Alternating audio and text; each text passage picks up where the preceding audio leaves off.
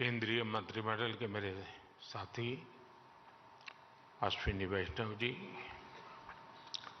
राजीव चंद्रशेखर जी, जिपे के outgoing chair Japan के मिनिस्टर हिरोशी योशिदा जी, मेंबर कंट्रीज के अन्य मिनिस्टर्स, अन्य महानुभाव, देवी और सज्जनों, ग्लोबल पार्टनरशिप और आर्टिफिशियल इंटेलिजेंस समिट में मैं आप सभी का स्वागत करता हूं। मुझे खुशी है कि अगले साल भारत इस समिट की अध्यक्षता करने जा रहा है। ये समिट एक ऐसे समय हो रही है जब एआई को लेकर पूरी दुनिया में बहुत बड़ी डिबेट छिड़ी हुई है। इस डिबेट से पॉजिटिव और नेगेटिव हर प्रकार के एस्पेक्ट्स सामने आ रहे हैं। इसलिए इस समिट से जुड़े प्रत्येक देश पर बहुत बड़ा दायित्व है। बीते दिनों में मुझे अनेक पॉलिटिकल एंड इंडस्ट्री लीडर से मिलने का अवसर मिला है। मैंने उनसे मुलाकात में भी इस समिट की चर्चा की है। एआई के प्रभाव से वर्तमान और आने वाली पीढ़ियां कोई भी छूटी नहीं है। हमें बहुत सतर्कता के साथ, बहुत सावधानी के साथ आगे बढ़ना है। और इसलिए मैं समझता हूं इस समिट से निकले विचार, इस समिट से निकले सुझाव पूरी मानवता की जो मूलभूत मूल्य है उसकी रक्षा और उसको दिशा देने का काम करेंगे। फ्रेंड्स, आज भारत एआई टैलेंट और एआई से जुड़े न्यू आइडियाज का सबसे प्रमुख प्लेयर है। भारत के युवा tech experts, researchers AI limits को एक्सप्लोर कर रहे हैं। भारत में हम एक बहुत ही जोश से भरी हुई एआई इनोवेशन स्पिरिट देख रहे हैं।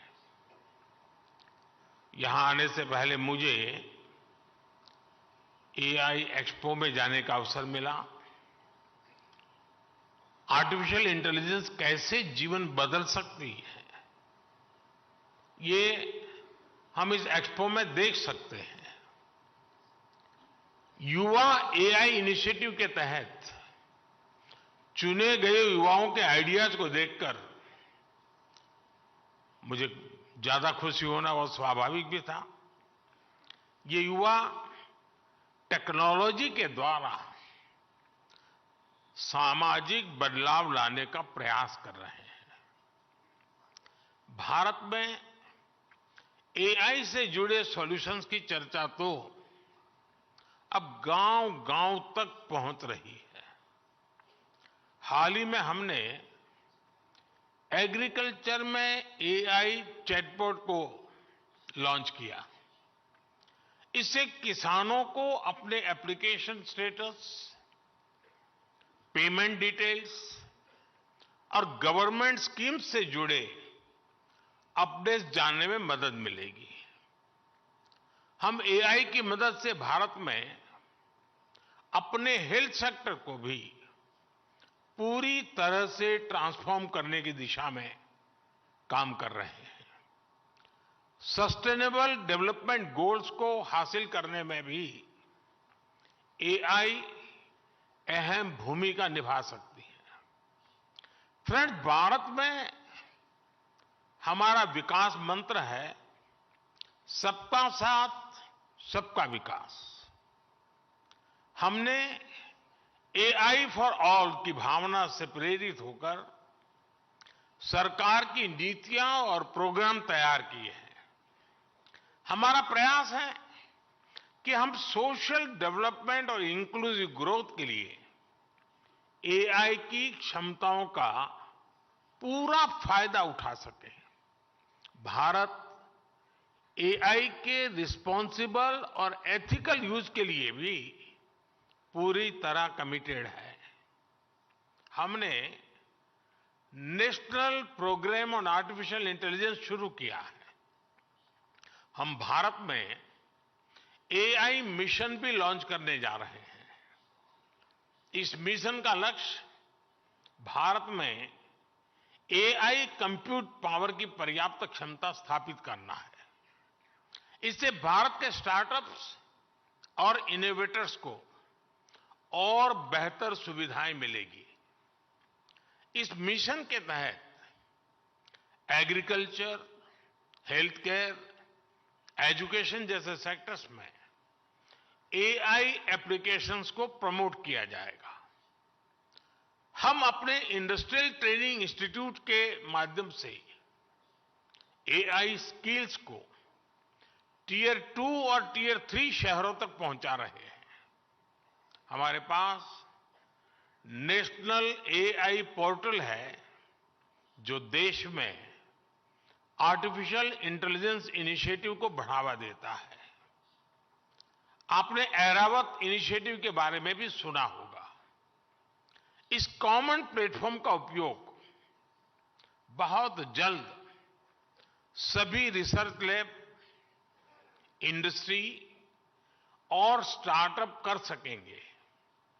फ्रेंड्स, एआई के साथ हम एक नए युग में प्रवेश कर रहे हैं। आर्टिफिशियल इंटेलिजेंस का विस्तार टेक्नोलॉजी के टूल से भी कहीं ज्यादा है। एआई हमारे नए भविष्य को गढ़ने का सबसे बड़ा आधार बन रही है। एआई की एक बहुत बड़ी ताकत है लोगों को कनेक्ट करने की उसकी क्षमता। एआई के सही इस्तेमाल से सिर्फ देश की आर्थिक प्रगति ही सुनिश्चित नहीं होती, बल्कि ये समानता और सामाजिक न्याय को भी पक्का करता है। इसलिए एआई को अपने भविष्य के लिए अलग प्रकार के एआई की भी जरूरत पड़ेगी। यानी एआई को ऑल इंक्लूसिव बनाना पड़ेगा, ऑल आइडियाज को अपनाना पड़ेगा। एआई की डेवलपमेंट जर्नी जितनी ज्यादा इंक्लूसिव होगी, उसके परिणाम भी उतने ही ज्यादा इंक्लूसिव आएंगे।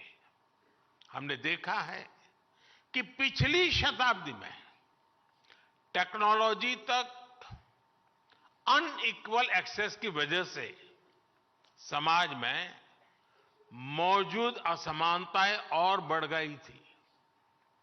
अब इस तरह की गलती से हमें पूरी मानवता को बचाना है। हम जानते हैं कि टेक्नोलॉजी के साथ जब डेमोक्रेटिक वैल्यूज जुड़ जाती हैं तो वो इंक्लूजन की दिशा में मल्टीप्लायर के तौर पर काम करती है। इसलिए आर्टिफिशियल इंटेलिजेंस के भविष्य की दिशा भी ह्यूमन वैल्यूज पर, डेमोक्रेटिक वैल्यूज पर पूरी तरह निर्भर करेगी। आर्टिफिशियल इंटेलिजेंस हमारी एफिशिएंसी को बढ़ाने में मदद कर सकता है, लेकिन ये हम पर है कि हम इमोशंस की भी जगह बनाए रखें। आर्टिफिशियल इंटेलिजेंस हमारी इफेक्टिवनेस को बढ़ा सकती है, लेकिन ये हम पर है कि हम अपने एथिक्स को भी बनाए रखें। इस दिशा में ये मंच विभिन्न देशों के बीच सहयोग बढ़ाने में मदद कर सकता है।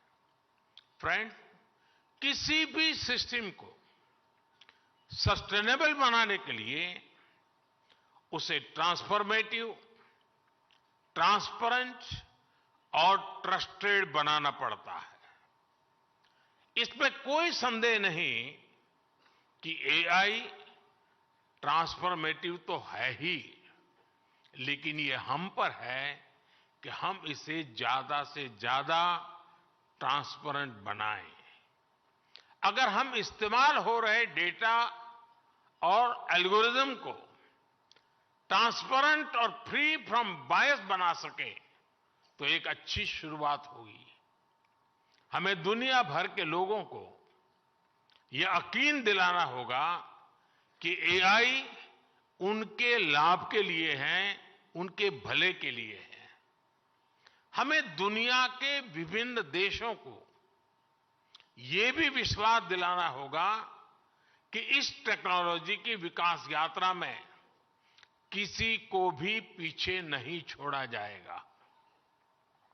एआई पर ट्रस्ट तब बढ़ेगा जब एआई से जुड़े एथिकल, इकोनॉमिक और सोशल कंसर्न्स पर ध्यान दिया जाए। उदाहरण के लिए, अगर अपस्किलिंग और रीस्किलिंग एआई के ग्रोथ कर्व का हिस्सा बन जाए तो युवा ये भरोसा कर पाएंगे कि एआई उनके भविष्य की बेहतरी के लिए है।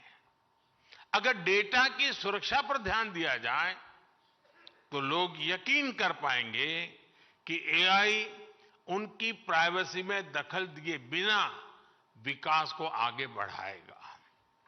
अगर ग्लोबल साउथ को यह पता होगा कि एआई के विकास में उनकी भी बड़ी भूमिका होगी तो वो इसे भविष्य के एक रास्ते के रूप में स्वीकार कर पाएंगे।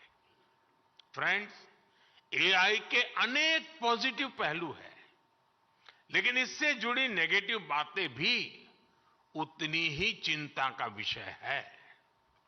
एआई 21वीं सदी में विकास का सबसे बड़ा टूल बन सकता है और 21वीं सदी को तबाह करने में भी सबसे बड़ी भूमिका निभा भी सकता है।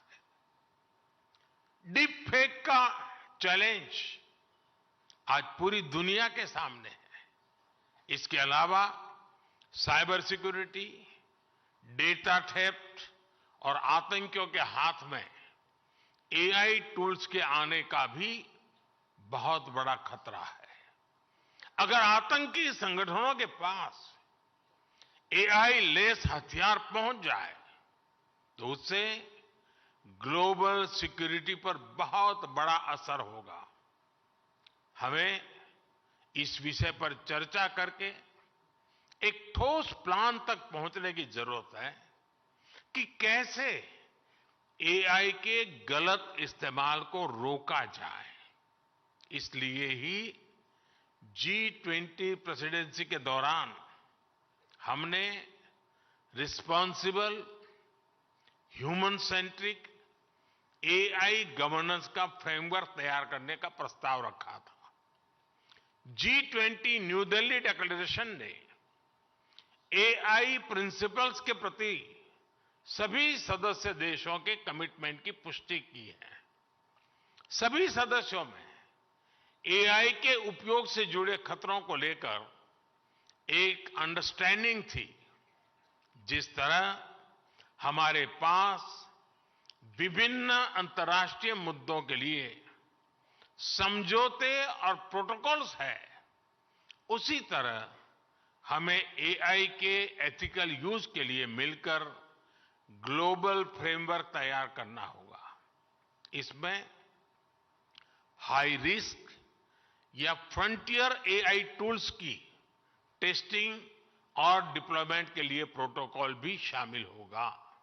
इसके लिए कन्विक्शन, कमिटमेंट, कोऑर्डिनेशन और कोलैबोरेशन की सबसे अधिक जरूरत है। हमें मिलकर ऐसे कदम उठाने ही होंगे जिससे एआई का रिस्पॉन्सिबल यूज सुनिश्चित हो सके। आज इस समिट के माध्यम से भारत पूरे वैश्विक जगत का आह्वान करता है कि इस दिशा में हमें अब एक पल भी गंवाना नहीं है। इस साल में अब कुछ ही दिन बचे हैं, नया साल आने ही वाला है। हमें एक तय समय सीमा के भीतर ग्लोबल फ्रेमवर्क को पूरा करना ही होगा। मानवता की रक्षा के लिए ये किया जाना बहुत ही जरूरी है। फ्रेंड्स, एआई सिर्फ एक नई टेक्नोलॉजी ही नहीं है, ये एक वर्ल्ड वाइड मूवमेंट बन गई है। इसलिए हम सभी का मिलकर काम करना बहुत ही आवश्यक है। अगले 2 दिन आप सभी बहुत से विषयों पर चर्चा करेंगे। मैं तो जब भी किसी एआई एक्सपर्ट से मिलता हूं तो अपने सवाल और सुझाव रोक नहीं पाता।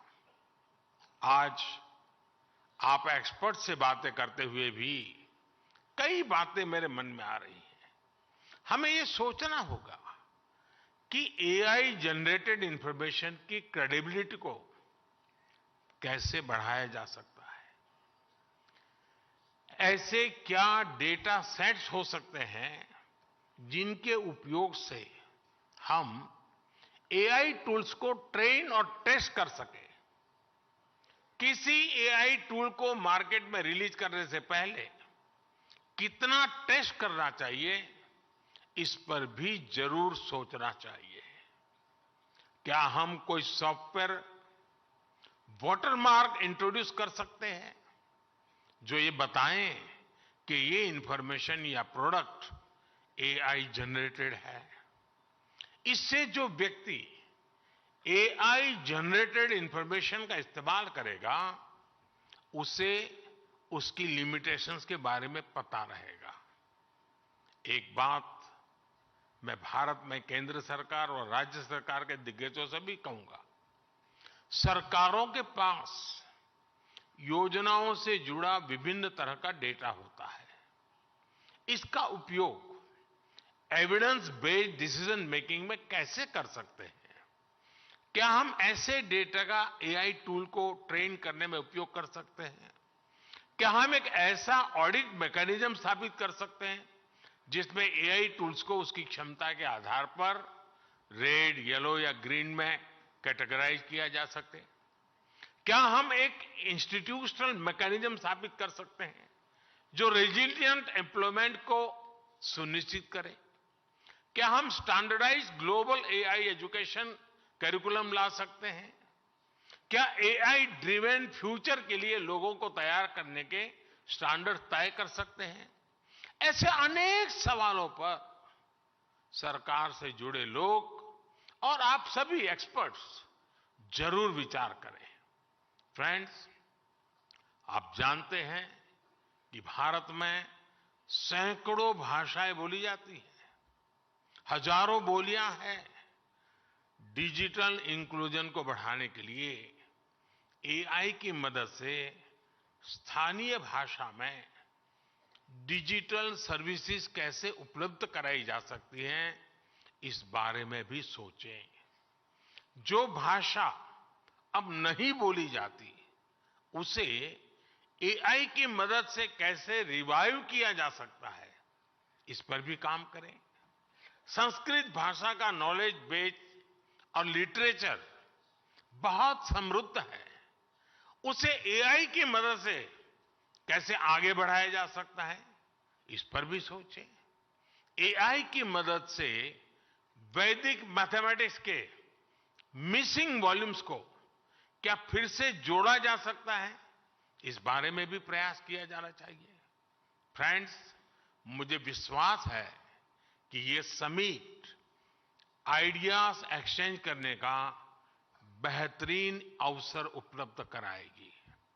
मैं चाहता हूं कि इस समिट में शामिल होने वाले हर डेलीगेट के लिए एक ग्रेट लर्निंग एक्सपीरियंस साबित हो। अगले 2 दिनों तक आप एआई के विभिन्न पहलू पर गहनता से विचार विमर्श करेंगे। मुझे आशा है कि हमारे पास स्पेसिफिक आउटकम्स होंगे। इन पर अमल करके हम एक रिस्पॉन्सिबल और सस्टेनेबल फ्यूचर के निर्माण का रास्ता जरूर सशक्त करेंगे।